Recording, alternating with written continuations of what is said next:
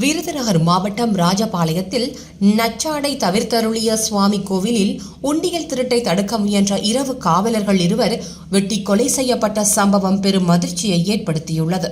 நச்சாடை தவிர்த்தருளிய சுவாமி கோவிலில் நேற்றிரவு காவலர்கள் 2 பேர் பாதுகாப்பு பணியில் ஈடுபட்டிருந்த போது கோவிலில் மர்ம நபர்கள் புகுந்து உண்டியல் பணத்தை திருட முயற்சி செய்ததாக தெரிகிறது. அவர்களை தடுக்க முயன்ற 2 கோவில் காவலர்களையும் வெட்டி கொலை செய்துள்ளனர். உயிரிழந்தவர்கள் பேச்சமுத்து சங்கரபாண்டியன் என்பது தெரியவந்துள்ளது.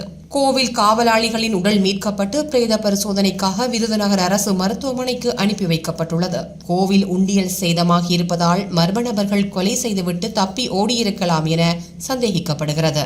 விருதுநகரில் இருந்து தடயவியல் நிபுணர்கள் மோப்பனாய் வரவழைக்கப்பட்டு விசாரணை நடைபெற்று வருகிறது.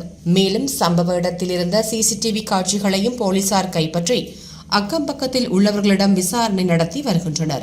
இந்த கோவில் அறநிலையத்துறை கட்டுப்பாட்டில் உள்ளது என்பதும் குறிப்பிடத்தக்கது.